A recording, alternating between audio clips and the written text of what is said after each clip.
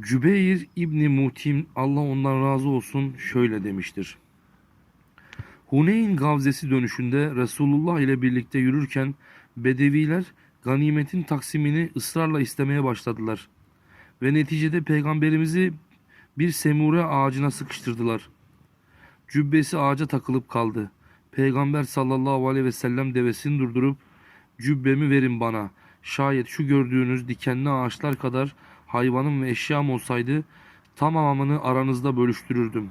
Siz de beni cimri, yalancı, korkak olmadığımı görürdünüz buyurdu.